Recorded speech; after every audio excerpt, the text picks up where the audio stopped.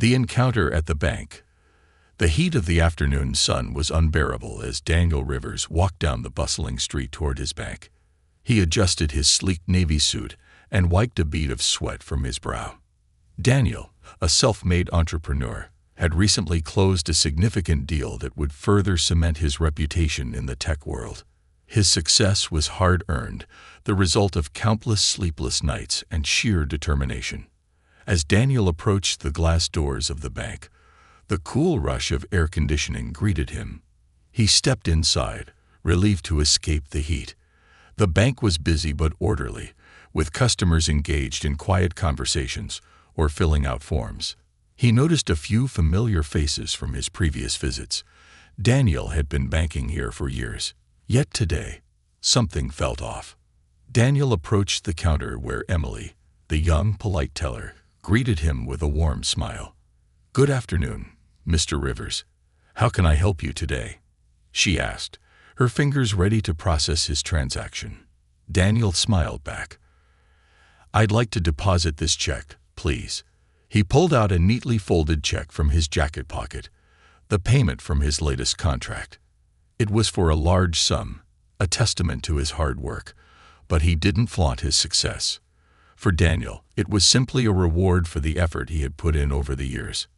Emily's eyes widened slightly when she saw the amount on the check, but she remained professional. "That's a very nice amount, Mr. Rivers.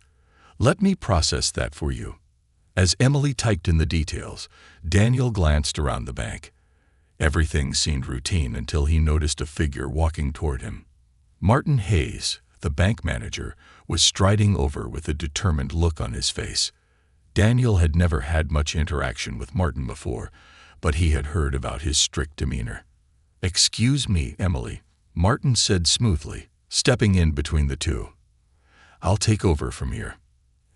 Emily looked surprised. "I've almost finished processing." "I said I'll handle it," Martin interrupted, his voice firm but polite. He gave her a look that made it clear she shouldn't argue. Daniel frowned, his gaze shifting from Emily to Martin. There was something unsettling in the way Martin was acting. He had never seen a manager interrupt a simple transaction before, especially without any explanation.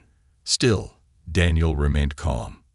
Martin picked up the check, inspecting it with exaggerated care. His brow furrowed slightly as he glanced up at Daniel, a flicker of suspicion crossing his face. "This is quite a large sum of money, Mr. Rivers. Where did you get this check?" Daniel's posture stiffened, but he kept his voice even. "It's from a project I completed recently. I'm a tech entrepreneur." Martin raised an eyebrow, his lips curling slightly.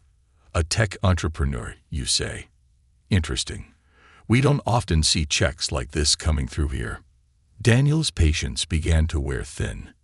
"It's a legitimate check. The bank can verify it."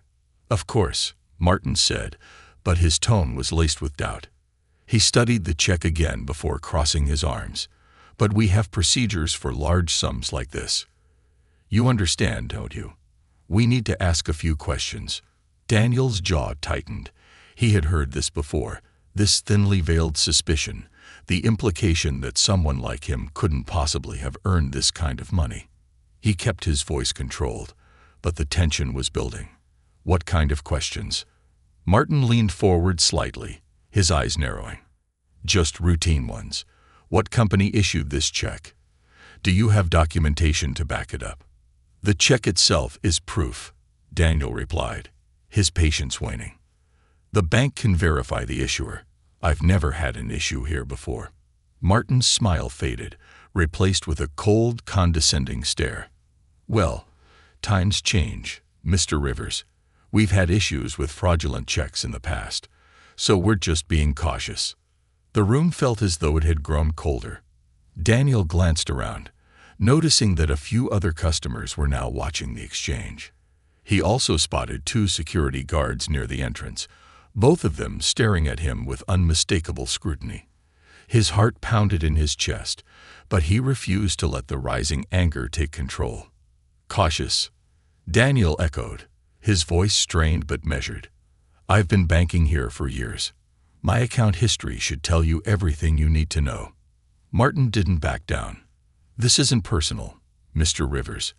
We're just making sure everything is above board. Daniel drew a deep breath, his frustration mounting. It certainly feels personal. Before Martin could respond, one of the security guards started moving toward them. Daniel saw the way Martin subtly nodded at the guard, as if silently confirming that Daniel was someone to be watched, someone who didn't belong. I'm going to need to take this to the back for further verification, Martin said, holding the check up as if it were some sort of contraband. Daniel's grip on the counter tightened. I'm not leaving until you verify it, he said firmly. Martin gave him a cold smile. Please wait here. This will take a few minutes. With that, Martin turned and walked away, the check still in his hand. As Daniel watched him disappear into the back office, the weight of the moment settled heavily on him. This wasn't just about the check. It was about who he was, what he represented. And the bank manager's actions had made it clear. They saw him as a threat, not a valued customer. Daniel stood there, his mind racing. But one thing was certain. This wasn't over. Doubt turns to determination. As Daniel stood at the counter, watching Martin disappear into the back with his check, the weight of the situation pressed heavily on his shoulders. He had dealt with subtle racism before, but this felt different. This was more blatant, more direct. His success, something he had worked so hard for, was being questioned simply because of who he was. The tension in the bank had thickened, and Daniel could feel the stares of other customers. It wasn't just a check anymore. It was his integrity, his very identity, under scrutiny. He glanced at Emily, who stood awkwardly behind the counter, her face pale and her hands fidgeting nervously. She gave him an apologetic look. I'm so sorry, Mr. Rivers. I don't know why he's doing this. Daniel forced a tight smile, appreciating her concern, but knowing it wouldn't change anything. It's not your fault, he replied, though the frustration was simmering just beneath the surface. Minutes ticked by, each one feeling like an eternity. Daniel's mind raced as he considered his options. He could wait patiently, hope that Martin came back with an apology and his verified check. But deep down, he knew it wasn't going to be that simple. This wasn't just about bank policy or routine verification. This was about Martin asserting his power, using the situation to undermine Daniel's confidence. The security guards were still watching him. Their presence was unsettling, like wolves circling their prey, waiting for any excuse to pounce. Daniel was all too familiar with this kind of treatment. No matter how successful he became, no matter how far he had come, there were always people like Martin who would look at him and see only a stereotype, a threat. After what felt like an eternity, Martin finally reappeared, his expression as cold and calculating as ever. The check was in his hand, but his body language said everything Daniel needed to know. This wasn't going to go smoothly. I'm afraid there's a problem, Martin began, his voice dripping with false professionalism. The bank needs to conduct a more thorough investigation into the legitimacy of this check. Daniel's chest tightened, his hands clenched into fists. What kind of investigation? The check is legitimate, and you know it.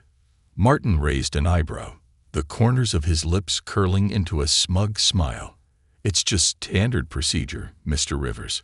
Given the amount and the circumstances, we need to make sure everything is in order.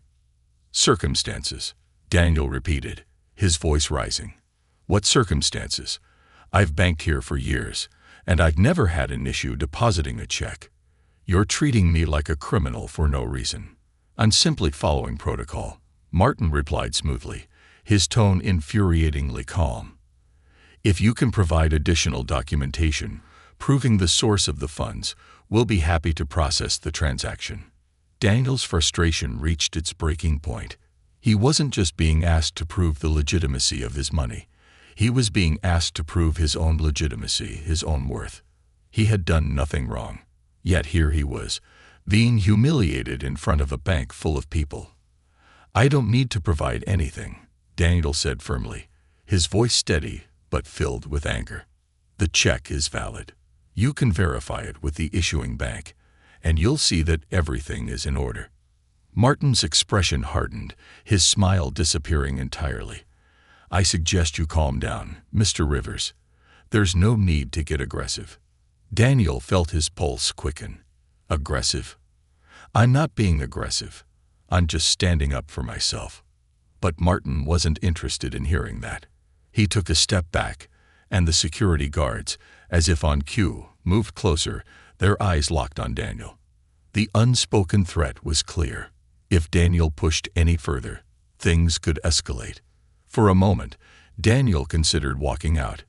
He could take his business elsewhere, go to another bank, and never deal with this place again. But something inside him wouldn't allow it. Walking away would mean giving in to the very prejudice that was being used against him. It would mean letting Martin and others like him win. No, he wasn't going to let that happen. Daniel took a deep breath, steadying himself. "I'm not leaving until you process my check," he said, his voice calm but unwavering. Martin's eyes narrowed, clearly displeased by Daniel's refusal to back down. "I'm sorry, Mr. Rivers, but until we can verify the check through our additional procedures, there's nothing more I can do." Daniel's anger simmered beneath the surface, but he kept his composure. "Then I want to speak to someone else. Your boss. The regional manager. Someone who actually knows how to handle a loyal customer without resorting to harassment." Martin's smugness faltered for the first time. Clearly, he hadn't expected Daniel to stand his ground. He hesitated, glancing at the security guards, then back at Daniel. "That won't be necessary." "Oh, I think it is," Daniel replied. "Because this isn't about the check anymore. This is about how you're treating me, and I won't let it slide." There was a long, tense silence. The other customers in the bank were still watching, sensing the confrontation. Even the tellers behind the counter were glancing nervously at one another. The air was thick with unease. Finally, after what felt like an eternity, Martin gave a small, reluctant nod. "Fine. I'll escalate the matter to the regional office."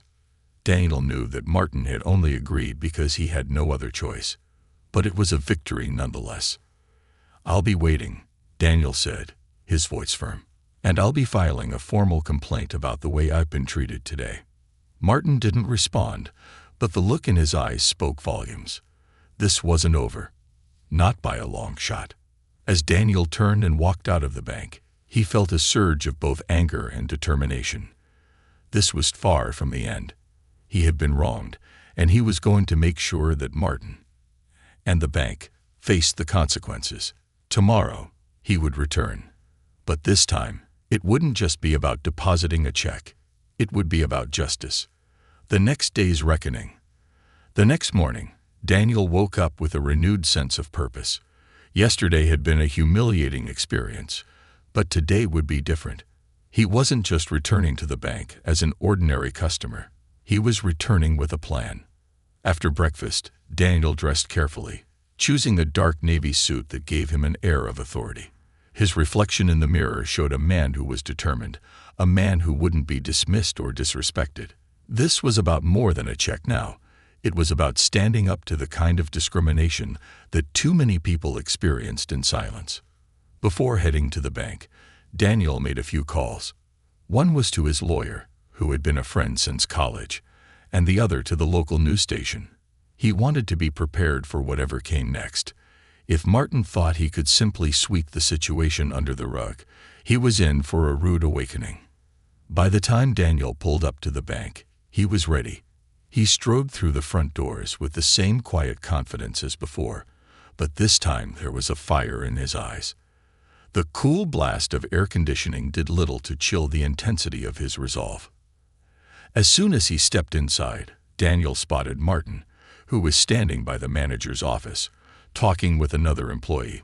The smug look from yesterday had been replaced by something closer to nervousness. Clearly, Martin had heard that Daniel wasn't going to let this go. Daniel approached the counter, but before he could even greet Emily, Martin's voice called out, louder than necessary. "Mr. Rivers, good morning. I see you've returned." Daniel didn't miss the way Martin's gaze flicked toward the security guards, who were once again stationed near the door. It was as if Martin wanted to remind him of their presence, of the silent threat they posed. But Daniel wasn't intimidated. "I have," he replied evenly. "I assume you've escalated my complaint, as I requested." Martin forced a thin smile. "Of course. The regional office has been notified, and they're conducting a review." Daniel raised an eyebrow. "That's good to hear, because I'd also contacted some people. My lawyer is prepared to look into this situation, and the local news is interested in the story. They've seen this kind of discrimination happen before, and they're eager to bring attention to it." The color drained from Martin's face, and for a moment, his composure slipped. "There's no need for that, Mr. Rivers. We're handling the matter internally."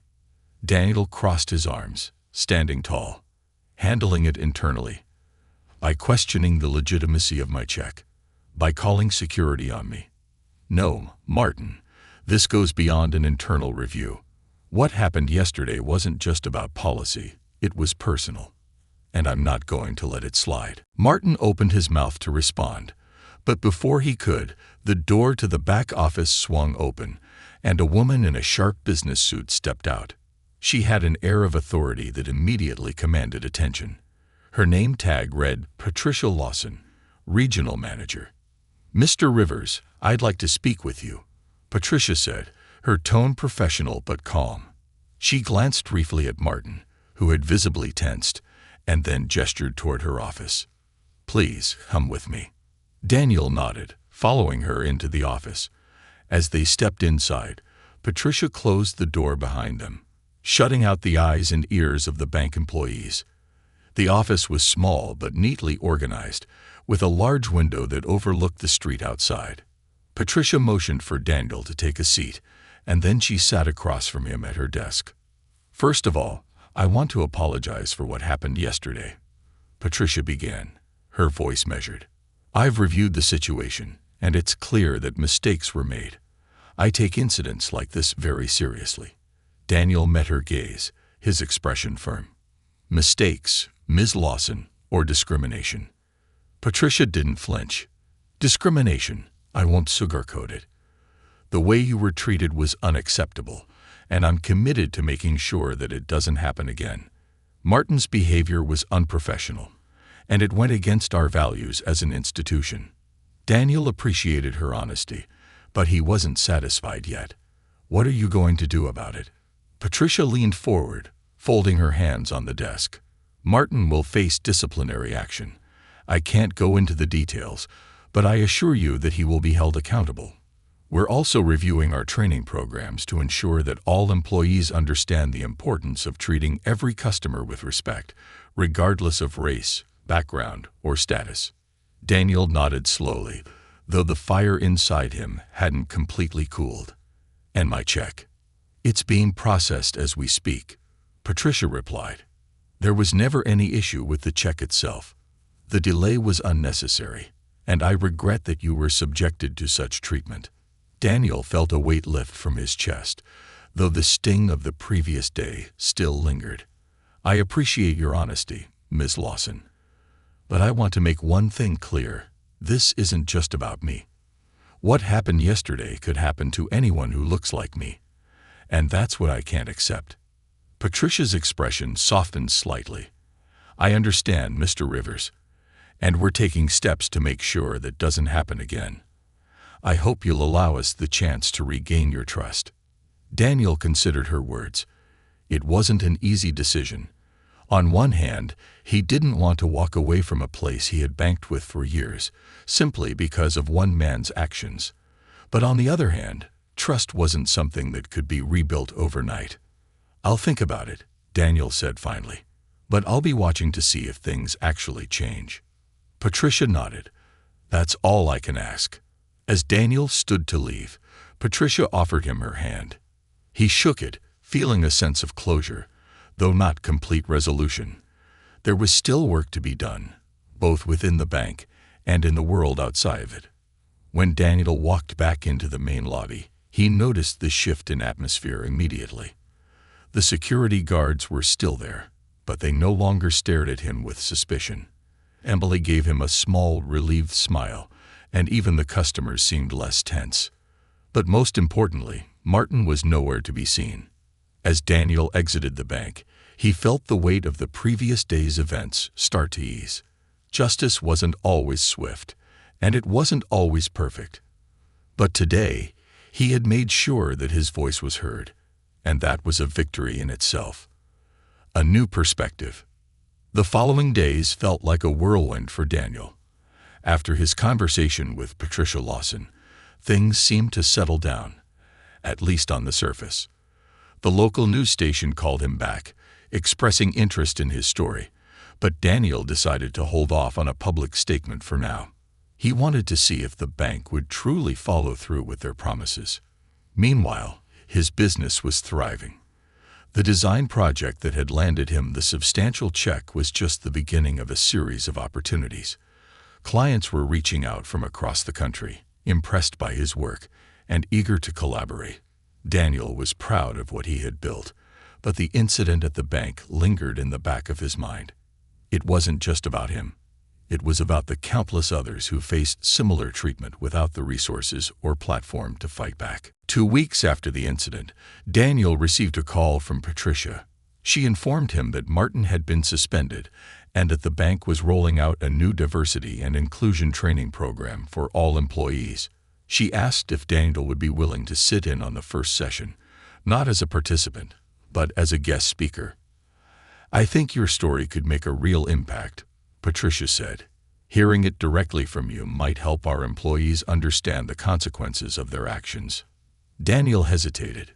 Public speaking wasn't his strong suit, and the idea of walking back into that bank, into the same place where he had been humiliated, wasn't exactly appealing. But after a long pause, he agreed. If his experience could help prevent others from going through the same thing, it would be worth it. The day of the training arrived faster than Daniel expected. As he stood outside the bank, his mind raced with memories of that fateful encounter with Martin. It had taken so much self-control to keep his composure, and now he was about to face a room full of employees who needed to hear what he had to say. Taking a deep breath, Daniel walked through the doors. Patricia greeted him warmly, her demeanor as professional as ever. "I appreciate you doing this, Mr. Rivers," she said. "We have a small group assembled in the conference room. They're eager to hear from you." As they approached the room, Daniel's heart pounded in his chest, but he kept his expression calm. When he entered, the employees looked up, their faces a mix of curiosity and nervousness. There were about a dozen people seated around the table, and as Daniel scanned the room, his eyes landed on Martin, seated in the far corner. Martin's presence surprised him. Daniel hadn't expected the man to be here, especially after Patricia had said he was suspended. But there he was, his usual air of superiority replaced by something more subdued. Daniel could see the tension in his posture, the way he avoided making direct eye contact. Patricia introduced Daniel and gestured for him to take the floor. He cleared his throat and began, his voice steady despite the nerves. "Good morning," Daniel started. "I'm not here to lecture or point fingers. I'm here to share my experience, because I believe that real change starts with understanding. A few weeks ago, I walked into this bank to deposit a check, something I've done countless times before. But this time was different. I was treated with suspicion, questioned about the legitimacy of my check, and ultimately made to feel like I didn't belong here." He paused, glancing at the faces in front of him. Some employees looked uncomfortable, while others seemed genuinely engaged. "I'm not the only one who's gone through this," Daniel continued. "There are people who face these kinds of assumptions every day, in all kinds of situations. It's not always as blatant as someone calling security or questioning your income. It can be as subtle as a look or a tone of voice, but those moments add up, and they take a toll." Daniel's words hung in the air, and for a moment, the room was silent. Then, Patricia spoke up. "Thank you for sharing that, Mr. Rivers. I think it's important for all of us to reflect on how we treat others, especially when we're in positions of authority. Would anyone like to respond?" The room stayed quiet for a beat, and then, to everyone's surprise, Martin raised his hand. Patricia nodded, giving him the floor. "I'd like to say something," Martin began, his voice unusually quiet. He looked down at the table for a moment, then back up at Daniel. I made a mistake. A big one. When you walked in here that day, I didn't see you for who you are. I saw my own assumptions. I let my bias control how I treated you, and for that I'm sorry." The words felt rehearsed, but there was a sincerity in Martin's tone that Daniel hadn't heard before. Still, Daniel wasn't about to let him off the hook so easily. "I appreciate your apology," Daniel said carefully, "but this isn't just about me. It's about the way people like me are treated in places like this. What you did wasn't just a mistake. It was part of a bigger problem." Martin nodded slowly. "I know. And I'm trying to learn from it. I've been through the training, and I've done a lot of thinking since that day. I can't change what happened, but I can change how I act going forward." The room was silent again, and Daniel took a deep breath. He didn't trust Martin. Not yet. But maybe, just maybe, the man was starting to understand. "I hope you do," Daniel said finally. "Because change isn't just about attending a training session. It's about unlearning the things that make us treat people differently based on how they look. It's about doing better every day." Patricia stepped in again, wrapping up the session with a few words about accountability and growth. The employees dispersed, and as Daniel gathered his things to leave, Martin approached him. "I know I have a long way to go," Martin said quietly, "but I want you to know that I'm taking this seriously." Daniel met his gaze, searching for any sign of dishonesty. For once, he saw none. With a nod, Daniel replied, "I hope so." As Daniel walked out of the bank for the last time, he felt a sense of closure. The journey wasn't over. There was still so much work to be done in the world, but today he had taken a step forward. And for now, that was enough. The ripple effect. After his talk at the bank, Daniel thought he might be able to move on from the incident, but something about the experience kept tugging at him. He had fought back, he had spoken his truth, and he had even gotten some form of justice. But deep down, Daniel knew this wasn't just about him. It was part of a larger issue, a problem much bigger than a single bank branch or a single racist manager. The day after his speech, Daniel sat at his desk, staring at the blinking cursor on his computer screen. His design work was piling up, but he couldn't focus. His mind kept drifting back to the countless people who, unlike him, didn't have the resources or the platform to fight back when they were wronged. He remembered his mother's advice. If you can make a difference, you should. It was time to do more. The seed of a bigger plan. The idea came to him one morning as he was scrolling through his emails. Mixed in with the usual client correspondence was a message from a local community group. They were hosting an event on social justice and were inviting business owners to attend. Daniel had always been active in his community, but this felt different. Maybe this was the opportunity he needed to amplify his voice and help others. The event was small but packed with passionate individuals, all dedicated to fighting racism and inequality. Daniel listened to speakers talk about their experiences. Activists, local leaders, and even other business owners like him. One speaker, a young woman named Maya, shared a story about being discriminated against while trying to secure a loan for her small business. Her story resonated deeply with Daniel. "I realized," Maya said, "that it's not just about surviving these moments. It's about making sure the next person doesn't have to go through the same thing." Those words stuck with Daniel. He had already survived his moment. Now, what could he do to help the next person? After the event, he approached Maya, introducing himself and explaining his own experience at the bank. They talked for hours about the barriers faced by people of color in the business world, discrimination, lack of access to resources, and the pervasive assumptions that people like them didn't belong in certain spaces. Maya's organization was small but powerful, focused on helping minority business owners navigate the challenges of entrepreneurship. And as they spoke, an idea began to take shape in Daniel's mind. creating change from within. The next few weeks were a whirlwind of planning and collaboration. Daniel partnered with Maya's organization to launch a new initiative, Rising Together, a platform designed to provide mentorship, resources, and advocacy for minority business owners facing discrimination. Their mission was simple: to ensure that no one had to feel alone or powerless when they were unfairly treated in the business world. Through Rising Together, Daniel used his own story as a rallying cry, encouraging others to come forward with their experiences. The platform grew quickly, attracting attention from local businesses, community leaders, and even the media. Daniel found himself on local news segments, sharing his story and promoting the initiative. It wasn't long before Rising Together was making waves beyond their community. But with success came challenges. The more attention Rising Together received, the more pushback they faced from people who didn't want to confront the reality of racism in business. Some accused Daniel of blowing his encounter with Martin out of proportion, claiming that it was just an isolated incident. Others argued that business discrimination was a rare occurrence and that Rising Together was stirring up unnecessary conflict. Daniel was ready for this. He knew that change didn't come without resistance, and for every detractor, there were dozens of people reaching out with their own stories, thanking him and Maya for giving them a voice. The initiative was working. People were feeling heard, and that alone was progress.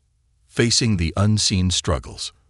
One afternoon, as Daniel was reviewing proposals for a new project, he received an unexpected email. It was from Martin. Daniel stared at the screen for a moment before opening the message. He hadn't expected to hear from Martin again after their encounter at the training session, but curiosity got the better of him. The email was brief but surprising. Martin explained that he had resigned from his position at the bank, stating that he couldn't continue in the role after reflecting on his actions and the impact they had on Daniel. He thanked Daniel for speaking out, claiming that it had forced him to confront his own biases in a way he hadn't before. "I'm not looking for forgiveness," Martin wrote, "but I wanted you to know that I'm trying to be better. I'm working with a coach now, and I've joined a local anti-racism group. I never understood how deep my biases ran until that day. You helped open my eyes, and for that, I'm grateful." Daniel sat back in his chair, absorbing the words. He wasn't sure how to feel. A part of him still resented Martin for what had happened, but another part of him, one he didn't like to admit, was relieved to see that some change had taken place, even if it was in someone like Martin. It was proof that no one was beyond redemption if they were willing to do the work. A new beginning. As Rising Together grew, so did its impact. The initiative had become a lifeline for people facing discrimination, not just in banking, but in every corner of the business world. Daniel received messages from across the country, from people inspired by his story and eager to share their own. What had started as one man's fight for justice had transformed into a movement, and yet Daniel knew the work was far from over. Racism, discrimination, and inequality weren't going to disappear overnight. But if there was one thing Daniel had learned through all of this, it was that change started with a single act of courage. A single voice speaking out could ripple outwards, affecting more lives than anyone could have imagined. As Daniel prepared for another speech, this time in front of a national audience at a business convention, he felt a sense of pride and purpose. He had taken something painful, something ugly, and turned it into a force for good. His story wasn't just about revenge anymore. It was about redemption, resilience, and the power of standing up for what was right. The road ahead would be long, but Daniel was ready. He had his voice, his community, and his purpose. And with that, anything was possible. Rising to new heights. As the months went by, Rising Together continued to grow, becoming more than just a platform. It became a symbol of hope for countless individuals facing challenges in the business world. Daniel had transformed his personal experience into a movement, but with the growth of the initiative came new responsibilities and challenges that Daniel hadn't anticipated. One morning, as he sat in his office surrounded by media requests, partnership proposals, and messages from people seeking help, he felt a mixture of pride and exhaustion. He had come so far from the day he walked into the bank, just trying to deposit a check, but now he was at the forefront of a movement that was beginning to gain national attention. As fulfilling as it was, the weight of the responsibility was immense. Navigating new waters. With the increasing attention, larger companies started to take notice. Some were eager to be part of the initiative to show they were committed to social change, while others were more cautious, worried about potential backlash. Daniel had to be careful about which partnerships he accepted, ensuring that Rising Together remained true to its mission and didn't get caught up in corporate agendas. One day, a major national bank reached out, requesting a meeting to discuss a potential collaboration. They were interested in partnering with Rising Together to develop a program that would address racial bias in their hiring practices and customer interactions. On the surface, it seemed like a great opportunity. This was the type of large-scale change Daniel had been working towards. But he knew that big institutions didn't always have the best track record when it came to genuine reform. At the meeting, the bank's representatives expressed enthusiasm, but Daniel remained cautious. He asked tough questions, pressing them on their past policies and what real changes they were willing to make. He didn't want Rising Together to be used as a PR stunt for the bank to appear progressive without actually making meaningful changes. After hours of discussion, Daniel laid out his conditions. The partnership would only move forward if the bank agreed to implement specific policies, including bias training for all employees, transparent hiring practices, and regular audits to ensure progress was being made. The bank executives exchanged uneasy glances, but in the end, they agreed. It was a victory, but Daniel knew that the real work was just beginning. Facing criticism. As Rising Together gained more traction, not everyone was happy with Daniel's success. There were those who questioned his motives, accusing him of using the movement for personal gain. Some conservative media outlets began running stories, painting him as a troublemaker who was stirring up unnecessary tension and division in the business world. It stung, but Daniel had anticipated this. Change always came with resistance, and while the criticism hurt, it only strengthened his resolve. He reminded himself of the people he was fighting for, the small business owners who had been denied loans because of the color of their skin, the employees who had been passed over for promotions due to bias, and the countless others who had been silenced by a system stacked against them. Still, the pressure was building. Daniel's personal life began to take a back seat as he dedicated more and more time to Rising Together. Late nights in the office became the norm, and his design business, which had once been his primary focus, now felt like an afterthought. His friends and family worried that he was burning out, but Daniel couldn't slow down. The movement had become bigger than him, and there was no turning back. A new challenge. One day, Daniel received an unexpected call from a national civil rights organization. They had been following his work and were impressed with the impact Rising Together was having. They invited him to speak at a national summit on social justice, where he would have the chance to share his story with a wider audience and connect with other leaders fighting for equality. This was a huge opportunity, one that could take the movement to the next level. But it also came with a lot of pressure. Daniel knew that once he stepped onto that stage, there would be no going back. He would be thrust into the national spotlight, and the stakes would be even higher. In the days leading up to the summit, Daniel worked tirelessly on his speech, wanting to make sure it captured the essence of the journey he had been on. He wanted to inspire others to take action, to show them that one voice could make a difference. But more than that, he wanted to send a message of hope, that even in the face of adversity, there was always a path forward. The national stage. The day of the summit arrived, and Daniel found himself standing backstage, waiting for his turn to speak. The auditorium was packed with activists, community leaders, and business owners from across the country. The weight of the moment hit him hard. This was the culmination of everything he had been working towards. When his name was called, Daniel stepped onto the stage to a round of applause.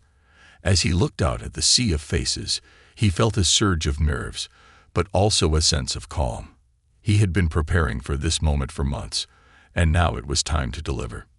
He began by recounting the day of the bank, the way Martin had treated him, and the fire it had ignited within him. He spoke about the founding of Rising Together, the challenges they had faced, and the victories they had won. But most importantly, he talked about the power of standing up for what's right, even when it's hard. "I'm not here because I'm special," Daniel said, his voice steady and confident. "I'm here because I refuse to let someone else's prejudice define me. I'm here because I knew that if I stayed silent, nothing would change. And I'm here because I believe that together, we can build a world where no one is judged by the color of their skin or the size of their paycheck." The crowd erupted into applause. Daniel had struck a chord. As he left the stage, he felt a sense of accomplishment that he hadn't felt in a long time. This was more than just a speech. It was a call to action. The path forward. In the weeks that followed, Rising Together saw a surge in support.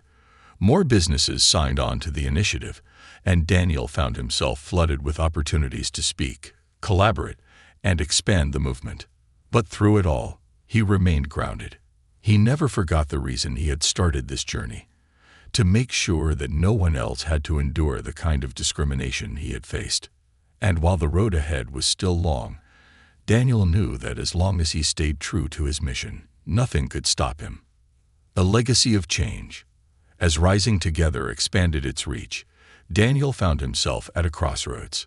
The movement was flourishing, yet it came with challenges that threatened to consume him. While he was determined to uphold the mission that had inspired him to act, he also began to realize the importance of self-care and balance in his life. Navigating success and stress. The excitement of success was exhilarating, but with increased visibility came heightened scrutiny. Media coverage that had once praised his work began to delve into his personal life. They questioned his past decisions, searched for inconsistencies, and painted narratives that didn't always align with the truth. Daniel became acutely aware that while he was advocating for change, he was also under a microscope, which made him feel vulnerable. To cope with the mounting pressure, Daniel sought advice from mentors in the social justice and business communities. He started to attend workshops on leadership and personal well-being, where he learned about the importance of setting boundaries and not losing sight of oneself amidst the whirlwind of activism. His mentor, a seasoned activist named Maya, emphasized the need to recharge regularly. "You can't pour from an empty cup, Daniel," she told him during one of their meetings. "Make time for yourself, for the people who matter to you. If you burn out, you won't be able to help anyone." Taking her advice to heart, Daniel began to carve out time in his schedule for self-care. He started running in the mornings, which not only cleared his mind, but also reignited his passion for fitness. He reconnected with old friends, sharing laughs and memories that reminded him of who he was before the movement took over. And he finally began to prioritize his family, ensuring that they knew how much he appreciated their support. The challenge of scaling up. As Rising Together grew, Daniel faced the logistical challenges of scaling up. He needed a more structured team to manage operations, outreach, and programs. In a strategic move, he brought on board individuals who shared his vision, people from diverse backgrounds who could contribute unique perspectives and skills. One of the first hires was Lena, a data analyst who had worked for a nonprofit focused on economic equality.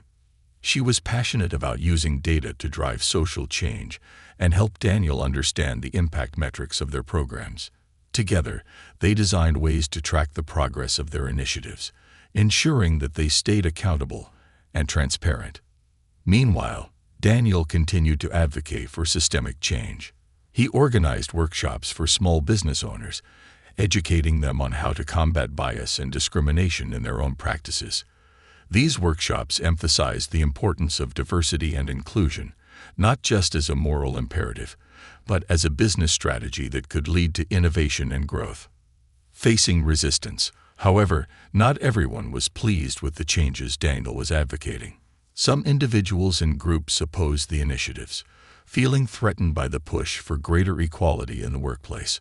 Online backlash erupted, with social media platforms buzzing with heated debates. Daniel received messages filled with both support and hostility. The negativity weighed heavily on him, but rather than retreating, he chose to confront it head-on. In a public address, he acknowledged the dissenting voices and emphasized that rising together wasn't about placing blame. It was about fostering understanding. He invited those who disagreed to engage in dialogue, believing that open conversations could bridge divides. "Change is uncomfortable," Daniel said during the address, "but it's necessary. We can't grow if we keep pretending that these issues don't exist. Let's talk, let's listen, and let's work towards a future that benefits everyone." Expanding the impact. Daniel's call for dialogue resonated with many, and he began to receive invitations to speak at forums where he could engage with those who held differing viewpoints. These engagements were challenging, but they allowed him to demonstrate that empathy and understanding were crucial in the fight for equality. In one memorable event, he spoke alongside a prominent businessman who initially opposed the idea of diversity training. As they debated on stage, Daniel listened actively, responding with respect and patience. By the end of the discussion, the businessman expressed a change of heart, acknowledging that he had not fully understood the implications of his previous stance. This moment became a highlight of Daniel's advocacy, showcasing the power of dialogue in effecting change. With each successful event, Rising Together gained more visibility. Community members were inspired to join the movement, creating local chapters that focused on addressing racial inequality in their own neighborhoods. The initiative was evolving into a national network, fostering grassroots change. Personal reflections. As Rising Together flourished, Daniel took a step back to reflect on how far he had come.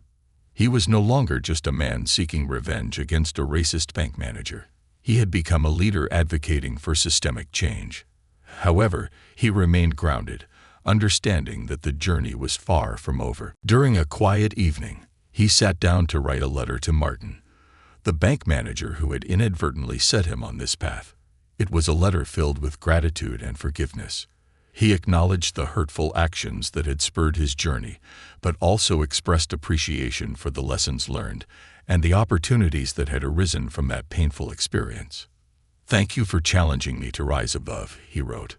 "Your actions pushed me to find my voice and inspire others to do the same. I hope that you, too, can recognize the impact of your choices." Looking ahead, as he sealed the letter, Daniel felt a sense of peace wash over him. Rising Together was not just about him anymore. It was about a community of individuals ready to fight for a better future. He envisioned a world where diversity was celebrated, and everyone had the opportunity to succeed regardless of their background. With renewed purpose, Daniel stepped outside, taking a deep breath of the crisp evening air. The stars sparkled overhead, reminding him of the countless possibilities that lay ahead. He knew that the journey would be filled with challenges, but he was ready to face them head-on, fueled by the belief that change was possible and that together they could build a legacy of hope for future generations.